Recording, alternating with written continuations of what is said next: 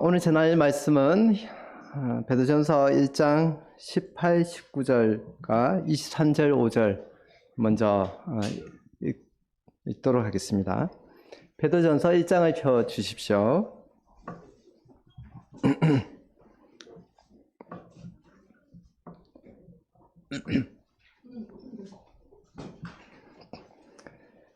베드로전서 1장 18절 제가 읽겠습니다.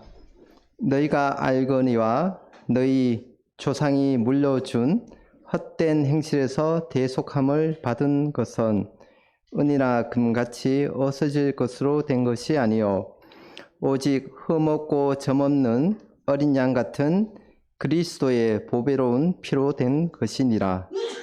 23절입니다.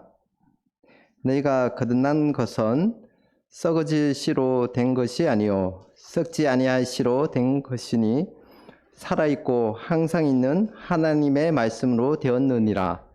그러므로 모든 육체는 풀과 같고 그 모든 영광은 풀의 꽃과 같으니 풀은 마르고 꽃은 떨어지되 오직 주의 말씀은 세세토록 있도다 하였으니 너희에게 전한 복음이 곧 이 말씀이니라. 지난 5월 달에 베드로전서 1장 말씀을 전한 적이 있습니다. 그 중에서 오늘 말씀은 그때 깊이 있게 다루지 못했던 말씀을 오늘 함께 나누도록 하겠습니다. 오늘은 우리 어린이들이 특히 1년 중에 가장 기다리는 달란트 시장이 있는 날인데 저도 또 이 어린이들의 기쁨에 더 기쁨을 주기 위해서 오늘 아침 이 말씀을 준비를 했습니다. 오늘 이 말씀을 잘 받으면 달란트 시장보다 비교할 수 없는 그런 선물이 될 것입니다. 또한 오늘은 이 말씀들을 중심으로 진지하게 구도의 길을 걷는 우리 구도의 길을 걷는 분들과 함께 이 말씀을 상고해 보고 싶습니다. 은성이 김은성 형제가 아니고 이은성 예. 여기 앞에 있는 김은성 형제가 지금 갑자기 너무 놀래가지고 저도 놀랐는데 우리 초등학교 6학년에 이은성 손 한번 들어보십시오. 예, 이은성이라고 있습니다. 제가 그 김은성 형제를 너무 놀래게 해준 것 같은데 자 제가 은성이한테 질문을 하나 하고 싶어요. 지금까지 엄마 아빠 따라서 그냥 교회에 오고 그냥 습관적으로 하나님 당연히 계신 분 이걸 떠나서 진지하게 만약에 신이 있다면 그리고 그 신을 어쨌든 하나님이라는 이름도 부여하지 않고 만약에 신이 있어서 그 신에게 이루는 길을 예비를 했다면 어떤 방법으로 이 신이 나를 계시를 하고 그리고 그 구원이라거나 그 방법을 그 신에게 이르는 길을 예비했을까요? 질문이 어렵죠? 네. 저도 이렇게 말이 안 될지 몰랐는데 네. 자 만약에 신이 계셔서 그 신이 나에게 이 사람들이 이르게 하는 길을 예비했다면 어떻게 나를 계시하고 어떤 방법으로 그렇게 했을까? 어떻게 하면 그 신을 알 수 있을까? 그리고 만약에 신이 있다면 그 신은 인간을 지은 목적은 무엇일까? 예, 은성이 답변을 기다리다 보면 시간이 다 갈 것 같아서 예, 이거는 앞으로는 더 질문 안 하니까 우리 다들 안심하셔도 됩니다.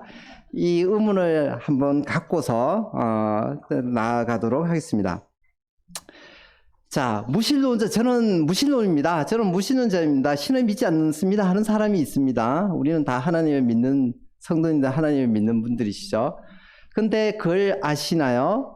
그 무신론자도 우리 하나님이 계시다고 믿는 사람처럼 동일하게 믿음의 기반 위에 서 있다는 사실을, 무신론자들은 저는 믿지 않습니다 그러지만 그럴 때 나는 신이 없다라는 것을 믿는 것입니다. 그렇기 때문에 신이 없다라고 하는 믿음과 신이 계시다고 하는 믿음, 동일한 믿음 가운데에 있는 거죠. 무신론자는 어쩌면 우리보다 더 큰, 믿는 자들보다 더 큰, 더 고차원적인 다양한 많은 것들을 믿는 믿음 위에 서 있는 것입니다. 지금 세계의 종교가 한 4,000개가 넘는다고 그래요. 예. 그 중에 큰 5대 종교, 흔히 말하는 그 5대 종교 안에 불교가 있습니다. 불교는 그 석가모니가 해탈에 이르는 길을 본인이 직접 찾아가는 그것을 말을 했지 한 번도 신의 존재에 대해서 말을 한 적이 없죠. 그래서 불교는 유신론, 신을 인정하지 않는 그러한 종교입니다. 불교는 무신론 종교이죠. 그리고 유교는 공자가 끝까지 하나님을 찾았지만 그는 그 길에 이르지 못했습니다. 그는 구도의 길을 걸었을 뿐이죠. 유교는 철학입니다. 힌두교는 흔히 우리가 알듯이 서로를 섬기는 종교로 알고 있지만 힌두교는 하나로 정의할 수 없는 범신론적인 종교입니다. 저도 예전에 인도를 몇 번 갔는데 이러한 것이 힌두교구나 해서 찍은 겁니다. 그 손은 그 힌두교에서 제일 잘 나가는 힘이 있다고 하는 시바신, 그 외에 여러 신이 있는데 그 시바신을 태우고 다니는 짐승, 태우고 다니기 때문에 신성해서 그것을 섬기는 것뿐이고 무려 힌두교 안에 34,000개의 신이 있다고 그래요. 그래서 모든 게 신이고 나도 신이 되는 그러한 종교입니다. 이슬람교는 유신론, 유일신을 섬기지만 내가 행위로서 온전해야 그 신에게 이르는, 그렇지만 내가 한 행위가 온전한지 아닌지 신에게 이를 수 있을지 없을지 끝까지 알 수 없는 그러한 종교입니다. 기독교는 우리의 행위는 모두 썩었다라고 이야기하죠. 우리의 행위로서는 갈 수 없다. 그래서 기독교만이 믿음에 이르는, 믿음으로 그 신에게 이른다라고 하는 그러한 종교입니다. 가수 박진영 씨가 구도의 길을 걸을 때에 만약 신이 있다면 그 신은 이 천지를 창조하고 모든 그러한 전능한 그러한 신이어야 할 것이다. 내가 그 신들 중에서 우선 찾아보겠다고 했는데 그가 찾다가 보니 그냥 기독교 외에 그런 신이 없었다고 하죠. 그래서 비교의 대상이 없는, 그래서 비교해서 어떻게 하려고 했는데 그냥 기독교를 찾아볼 수밖에 없었다고 합니다. 세상에는 크게 보면은 사실 두 가지 종교밖에 없습니다. 방금도 5대 종교 4,000개의 종교가 있다고 해서 두 개의 종교밖에 없습니다. 즉 나로부터의 종교냐 아니면 나는 아무것도 할 수 없다, 나는 죄인이기 때문에 불가능하다라고 하는 믿음의 종교 둘밖에 없습니다. 고행이나 선이나 철학 이런 여러 가지로 나아가고자 하는 길, 이것 역시 행위죠. 그래서 크게 보면 단 두 가지밖에 없는 겁니다. 기독교는 종교가 아니죠. 사실상 종교가 아닙니다. 나는 하나님이 되고 그는 내 아들이 되리라고 말씀하셨죠. 하나님은 과의 아버지라고 말씀을 하셨습니다. 아버지와 아들의 관계가 종교가 아니죠. 그처럼 기독교는 사실 종교는 아닙니다. 집마다 지은 이가 있다고 말씀하시죠. 이 창조의 목적에 대해서 한번 잠깐 생각을 해보고자 합니다. 저는 지난주 주중에 일본 출장을 좀 다녀왔는데요. 제가 지난 주일 보고 오늘 주일 보니까 중간에 다녀왔는데 성도님들 모르시겠죠. 네. 일본의 그 정부에서 돈도 많이 지원해주고 또 그쪽 기업들에게 해서 그냥 비행기값만 들여서 갔다 왔는데 모노쭈꾸리라고 해서 일본의 어떤 전통적인 그 혼신의 힘을 다해서 물건을 만든다. 손으로 여러 기술을 혁신해서 물건을 만드는, 거기에 오늘날 이제 디지털 기술을 입혀서 어떤 연구나 생산 관리 전 분야를 이렇게 혁신적으로 한다고 하는 그 세 개의 회사를 방문을 했습니다. 물론 한국의 기업들도 요즘 대단히 더 우수한 기업들도 많이 있습니다만, 예전에 그 노태우 정권 대통령 시절에 무역 욕조가 너무 심해서 그때 당시에 그런 그 뭐라 그럴까, 우리나라가 너무 무역 적자가 심하던 시기에 그래 일본의 어떤 그 기업들을 벤치마킹하고 그들이 기술을 전해주고 뭐 그런 어떤 일환으로부터 시작되었던 그런 과정이라서 이번에 좋은 기회에 갔다 올 수 있었습니다. 거기에는 공조 덕트, 어떤 방화문 이런 것들을 만드는 회사도 방문했고, 또 자동차 부품을 제조하는 회사, 그리고 반도체 장비를 비롯한 초정 및 공구를 개발하는 회사를 방문을 하고 왔는데요. 삼성전자는 반도체를 만들죠. 그런데 반도체를 만들기 위해서 반도체를 제조하는 반도체를 만들 수 있는 그런 장비를 사옵니다. 여기는 또 그 반도체 장비에 들어가는 부품 중에서도 부품 작은 걸 만드는 그 회사였는데요. 이번에 이제 새 회사를 갔더니 참 다양하고 작고 뭐 그런 많은 뭐 제품들을 만들어요. 뭐 이게 어디에 쓰일까 뭐 그런 다양한 걸 만듭니다. 근데 이 모든 것들은 다 쓰임이 있죠.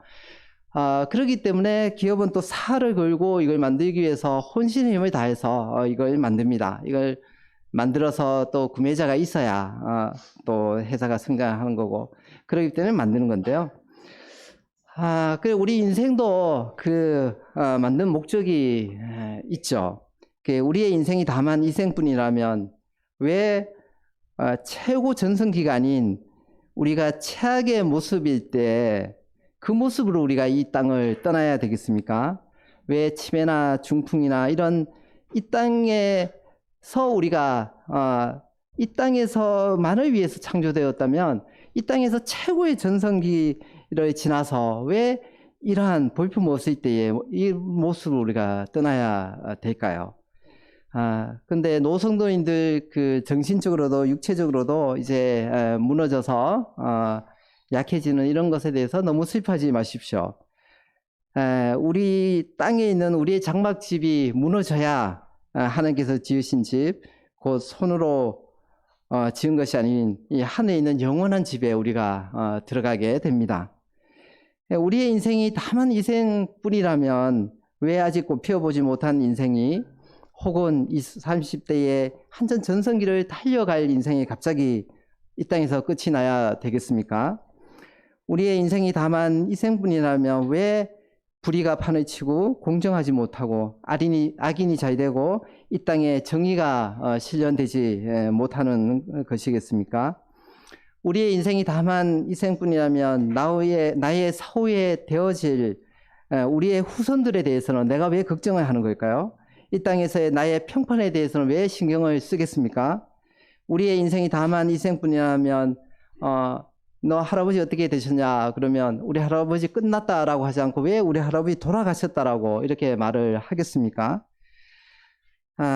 그래서 이 시간에는 우리가 일평생 모든 종교를 다 살펴볼 수도 없고, 또 살펴보더라도 어느 한 종교부터 시작해서 살펴보아야 할 것이니, 이 시간에는 성경에서 어떻게 말씀하고 있는지를 오늘 본문을 통해서 함께 살펴보도록 하겠습니다. 성경은 우리가 하나님께 나아가는 길이 하나님의 말씀으로 가능하다고 말씀하고 계십니다. 우리가 대입시험을 치거나 회사에 입사를 하거나 어떤 자격증을 획득하거나 또 올림픽에 메달을 따거나 혹은 올림픽에 출전하기 위해서라도 그 피나는 노력이 요구가 됩니다. 그런데 이 구원을 받는 데 있어서, 영생을 얻는 데 있어서 이 신이 요구하는 엄격한 어떤 기준이 있어야 하지가 않겠습니까? 일반적으로 사람들이 많이 인정하는 거, 크게 반발이 없는 것 중에 하나가 선하면 천국 간다, 이러한 생각들을 갖고 있습니다. 이 선한 행위는 자기 기준에서의 선한 행위입니다. 본인이 선하다고 하는 착각에서 비롯되는 거죠. 본인은 조금만 더 노력하면 될 수 있을 것이라고 하는 이러한 생각들을 갖고 있습니다. 하지만 정직한 사람이라면 좀 더 깊이 들어가 보면 인간의 최대의 선이라도 완전함에서는 절대적으로 부족함을 알게 됩니다. 우리가 이렇게 불완전한 이유는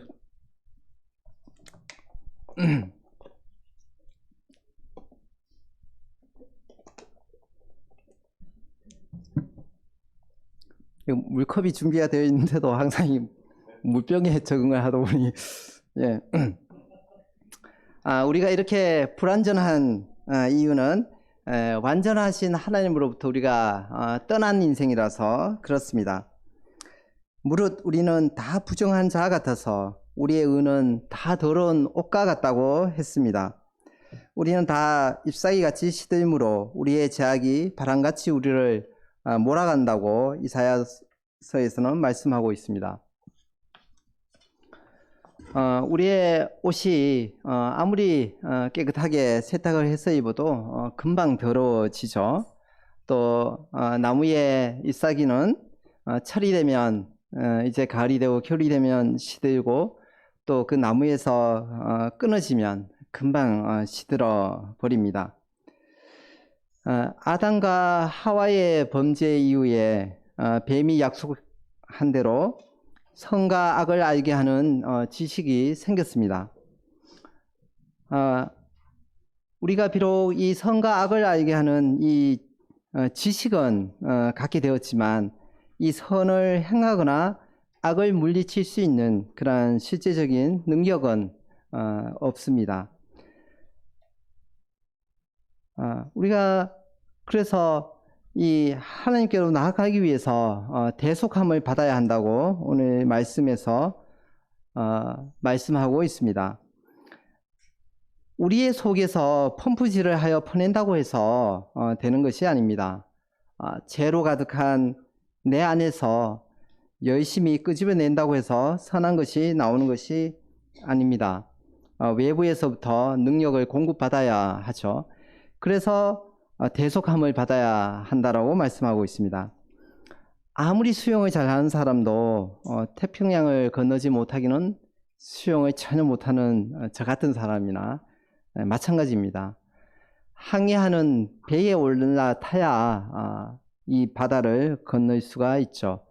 그처럼 예수님께서 십자가에 못 박혀 죽으심으로 그 보혈로 인류의 죄를 대신 씻어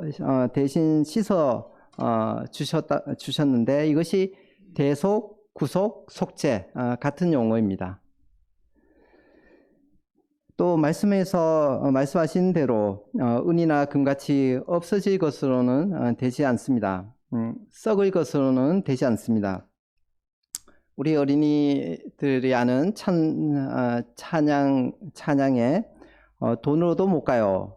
하나님 나라. 힘으로도 못 가요. 벼슬로도 못 가요. 지식, 엿보도 만착해도 못 가요. 거듭나면 가는 나라, 믿음으로 가는 나라라고 말씀하고 있죠. 거듭난다는 것은 개선으로는 안 되고 다시 태어나야 하는 일입니다. 그리고 위로부터 태어나야 하는 일입니다. 이 땅에서 없어져 버릴 것으로는 되지가 않습니다. 썩지 아니할 씨라야 가능한 것입니다. 그래서 이 씨앗의 이 종자는 참 중요한데 농사 짓는 사람들에게도 어떤 씨앗을 심냐는 참 중요합니다. 콩을 심은데 콩나고 팥 심은데 팥 난다는 속담도 있죠. 저도 어릴 때 보면 이제 어머니께서 뭐 밭에 여러 가지 씨앗을 심습니다. 뭐 배추, 뭐 무, 기타 심는데 나중에 뭐라 그래서 이렇게 심고 나중에 보면 심었던 뭐 그게 아니에요. 뭐 맵지 않은 고추라고 하는데 나중에 뭐 열매를 보다 보면 매운 고추고 또 뭐 이런 배추 품종을 심었는 줄 알았는데 나중에 다른 품종을 심었고 그러한 일들이 있죠. 그래서 어떠한 종자, 어떠한 씨를 심느냐 하는 것은 중요한 일입니다. 우리의 선행과 어떤 사람은 우상 앞에 복을 빌고 있고 어떤 사람은 자연 앞에 사랑을 요구하도다 라는 말씀대로 영원하지 않은 것, 잠깐 있는 것, 그리고 유한한 것, 영생을 줄 능력이 없는 것으로 심고 영생을 거둘 수는 없습니다. 그렇다면 이상 살펴본 것과 같이 무엇인가 대단한 무엇이 있어야 구원을 받을 것 같은데 말씀으로 구원을 받는다고 말씀에 기록되어 있습니다. 유대인은 표적을 가하고 헬라인은 지혜를 찾으나 우리는 십자가에 못 박힌 그리스도를 전하니 유대인에게는 거리끼는 것이요 이방인에게는 미련한 것이로되. 우리도 뭔가 높은 수준을 정해놓고 거기에 우리의 노력으로 뭔가 가는 길을 마련해 놨으면 오히려 거부감이 없을 텐데, 그렇지 않고 그냥 말씀으로 구원받는다고 하니 이것이, 그리고 이 예수 그리스도를 믿음으로 구원받는다고 하니 유대인에게는 거리끼는 것이고 이방인에게는 미련한 것으로 여겨지고 우리에게도 동일하게 거리끼고 미련한 그러한 것이 되고 있습니다. 그런데 이 말씀은 살아있고 항상 있는 하나님의 말씀입니다. 어떤 그 누구의 말씀이냐 하는 부분은 참 중요하죠. 근데 살아있고 항상 있는 하나님의 말씀입니다. 히브리서 2장 3절에서도 그의 능력의 말씀으로 만물을 붙들고 계시다고 말씀하고 있습니다. 하나님의 말씀의 능력으로 만물을 붙들고 있다고 말씀하십니다. 아까 은성이를 불렀으니 한 번 더. 예. 은성이 아빠가 은성이한테 아빠가 지금 좀 그래서 근데 저 슈퍼마켓에 가서 뭐 하나 사오라 그러면 은성이가 두 발로 열심히 달려갔다 오지만 은성이는 그 아빠가 하신 말씀의 능력의 힘으로 다녀오는 것입니다. 맞아요? 네. 맞다고 해. 네. 네. 우리 어린이가 이 심부름을 하는 것도 내가 두 발로 달려갔다 오지만 그 아버지의 말씀의 힘으로 달리는 것이죠. 시편 147편 15절에 그의 명령을 땅에 보내시니 그의 말씀이 속히 달린다고 말씀하고 있습니다. 또한 이로 말미암아 그때의 세상은 물이 넘침으로 멸망하였을 때 이제 하늘과 땅은 그 동일한 말씀으로 불사르기 위하여 보호하신 바 되어 경건하지 않은 사람들의 심판과 멸망의 날까지 보존하여 두신 것이냐. 또한 지금 현재도 하나님의 말씀으로 보호하고 계시기 때문에 그렇습니다. 장차 이 땅은 처음에는 물로 심판하셨지만 나중에 이제 불로 심판하신다고 말씀하시고 불로 사르기 위해서 지금 현재는 하나님 말씀으로 보호받고 있는 시기입니다. 이제 하나님께서 그 말씀을 놓으시면 그리고 더 이상 보호하지 않기로 하시면 하늘이 불에 타서 풀어지고 물질이 뜨거운 불에 녹아지게 됩니다. 이 말씀은 영원합니다. 사라지지 않습니다. 죽은 사람의 말도 살아있잖아요. 사람 죽어도 그가 했던 말들은 살아있지 않습니까? 나를 저버리고 내 말을 받지 아니한 자를 심판할 리가 있으니 곧 내가 한 그 말이 마지막 날에 그를 심판하리라고 요한복음 12장에 말씀하고 있습니다. 말씀은 시간과 공간을 초월합니다. 과거와 현재와 미래의 모든 시간을 초월하고 모든 환경을 초월합니다. 구약 시대에도 오늘날과 동일하게 신약 시대와 동일하게 은혜로 구원을 받았습니다. 그때 잦은 제사를 드렸지만 그러한 어떤 것과 행위로 구원을 받을 수가 없었죠. 동일하게 은혜로 구원을 받았습니다. 그러나 제사함을 받기 위해서 자주 제사를 드려야 했죠. 그리고 그럼에도 온전하지 못했습니다. 그런데 예수 그리스도의 대속함 이후에 단번에 우리는 영원히 온전해집니다. 내 제사함을 받았느니라고 말씀하시면 그대로 제사함을 받습니다. 이것은 우리가 말씀으로 구원을 받기 때문입니다. 내 제사함을 받았느니라 말씀하시면 오늘은 내 죄까지 이렇게 받아들여지고 조금 더 시간이 지나면 내 제사의 시효까지 받아들여지고 뭐 그런 게 아니잖아요. 말씀이기 때문에 단번에 깨끗하게 온전히 제사함을 받는 것입니다. 이 말씀이 또한 가능한 이유는 이 말씀이 곧 예수 그리스도이시기 때문입니다. 태초에 말씀이 계시니라. 이 말씀이 하나님과 함께 계셨으니 이 말씀은 하나님이시라고 말씀하고 있습니다. 또한 요한복음 2장 14절에 말씀이 육신이 되어 우리 가운데 거하심에 우리가 그의 영광을 보니 아버지의 독생자의 영광이요 은혜와 진리가 충만하더라 라고 말씀하고 있습니다. 제가 말씀드린 대로 무신론도 믿음의 근거를 하고 있다고 말씀드렸죠. 진화론도 믿음의 근거를 하고 있습니다. 진화론에 생명이 없는 것에서 생명이 나온다라고 하죠. 그러나 그 어떠한 증거도 없습니다. 그러한 가설은 있어도 실험으로 증명된 바는 없습니다. 그렇지만 말씀이 육신이 되었다라고 하는 데에는 바로 예수 그리스도라고 하는 분명한 증거가 있습니다. 내하고 길이요 진리요 생명이니 나로 말미암지 않고는 아버지께로 올 자가 없느니라고 요한복음 14장 6절에 말씀하고 있습니다. 혹시 외국에서 오셔서 한국말을 모르시는 분이 있어서 영어로도 말씀을 드리면 I am the way and the truth and the life 라고 말씀하고 있습니다. 이러한 말씀, 내가 곧 길이요 진리요 생명이라고 말씀할 수 있는 분은 셋 중에 혹은 뭐 더 있을 수 있는 한 셋 중에 하나입니다.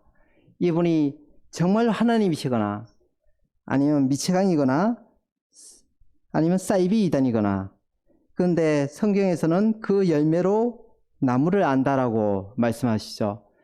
이 말씀대로 미치광이는 미치광이대로 또 사이비 이단은 그렇게 그 열매로 다 입증이 되고 있고, 예수 그리스도도 하나님의 아들이심이 그 열매로 다 드러나고 있습니다. 히브리서 9장 12절에 연소와 송아지의 피로 하지 아니하고 오직 자기의 피로 영원한 속죄를 이루사 단번에 성소에 들어가셨느니라. 단번에 영원한 속죄를 이루신 분의 말씀입니다. 이 말씀은 단번에 영원한 속죄를 이루신 분의 말씀입니다. 그래서 구약에는 자주 제사를 드려야 했지만 지금은 단번에 영원히 온전해질 수가 있습니다. 대속해 주신 분은 흠없고 점없는 예수 그리스도의 보배로운 피입니다. 오늘 만찬 시간에도 언급되었던 말씀이죠. 영원하신 성령으로 말미암아 흠없는 자기를 하나님께 드린 그리스도의 피입니다. 친히 나무에 달려 그 몸으로 우리의 죄를 담당하셨으니 이는 우리로 죄에 대하여 죽고 의에 대하여 살게 하려 하심이라. 그가 채찍에 맞음으로 우리는 나음을 입었다고 말씀하고 있습니다. 이는 그분이 항상 살아계셔서 우리를 위하여 간구하시기 때문입니다. 이 구원을 받는 길은 예수 그리스도를 믿고 마음으로 받아들이는 것입니다. 영접하는 자 곧 그 이름을 믿는 자들에게는 하나님의 자녀가 되는 권세를 주셨다고 말씀하고 있습니다. 영접했다는 것은 이 예수 그리스도를 나의 주로 내 마음에 받아들이는 것입니다. 처음에도 말씀드렸듯이 무신론자는 신이 없다라고 하는 것을 믿는 것이고, 그래서 모두 믿음에 기반을 두는 것이라고 말씀을 드렸습니다. 믿음은 바라는 것들의 실상이요 보지 못하는 것들의 증거라고 말씀하고 있죠.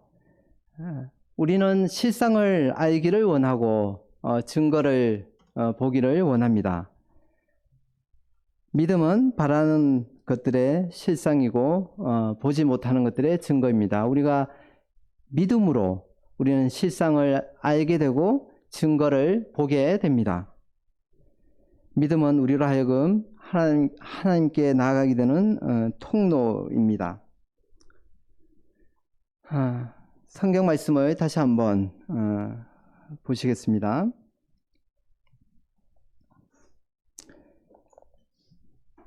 아, 1장 18절에 보시면 너희가 알거니와로 시작이 되고 있습니다. 사실 지난번에 이 1장을 다루면서 오늘 전하는 이 말씀을 깊이 있게 다루지 못했던 이유 중에 하나는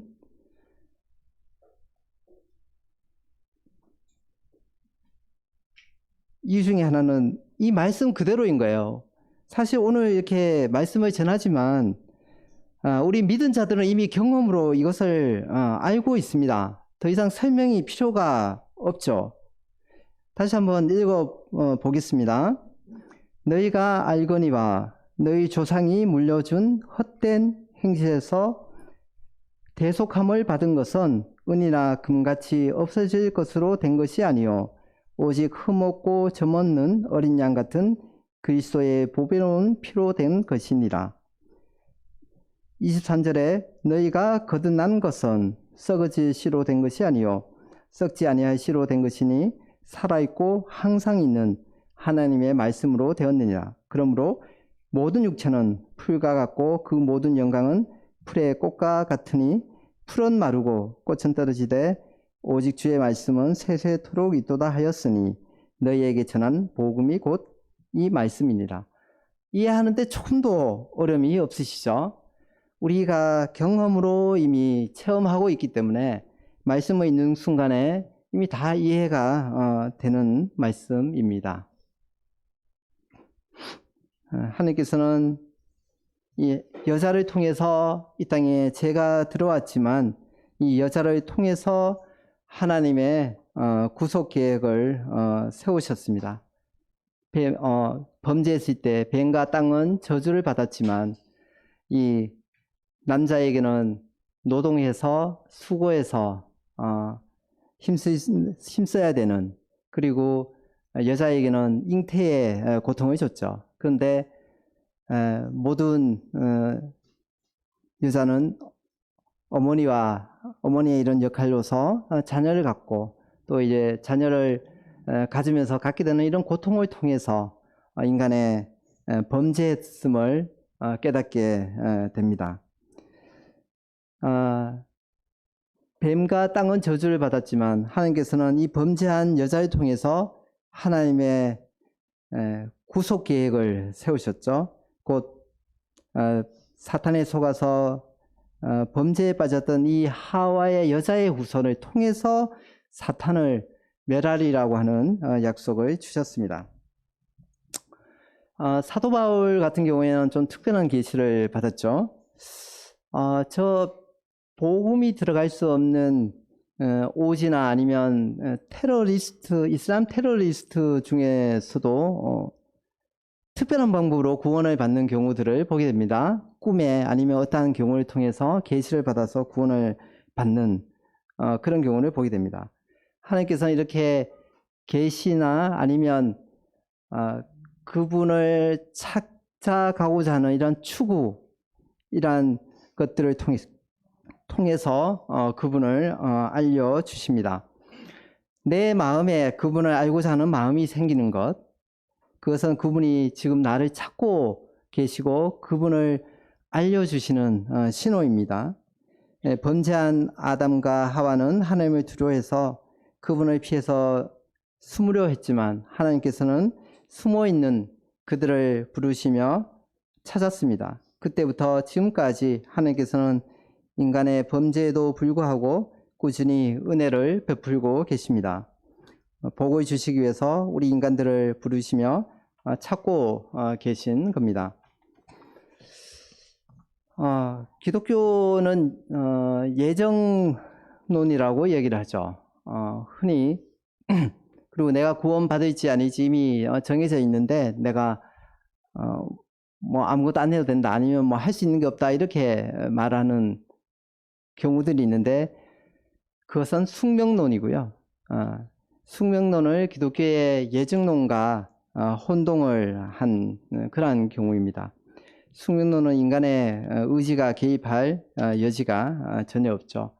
하지만 이 성경에서 우리가 예정되어 있다라고 말씀하신 것은 한 백성이 그리고 내가 어떻게 천국 백성이 될 수 있는지를 알려주고 그 과정에서 우리 스스로 결단해 믿어야 하는 의지적인 결정이 본인에게 있음을 말해주고 있습니다. 구원의 길을 알려주고 예비해 놓고 그리고 거기에 대해서 내가 결단하고 믿어야 하는 의지가 있다는 거, 이것이 기독교의 예정론이 되겠습니다.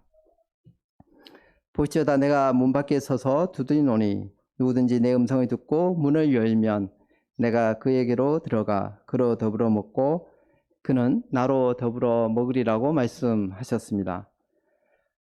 주님의 음성에 문을 열고 주께서 나를 받아주시기를 그리고 나의 믿음 없음을 도와주시기를 기도하시기 바랍니다. 이제 요약하고 마치겠습니다.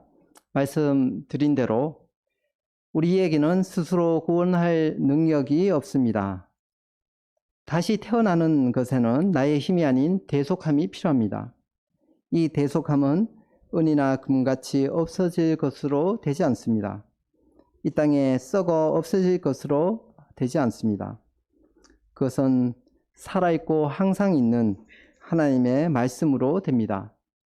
이 말씀이 예수 그리스도시고 우리는 그분의 보배로운 피로 구원을 받습니다. 이 말씀이 곧 우리에게 전해진 복음입니다. 이상으로 오늘 말씀을 마치겠습니다. 함께 기도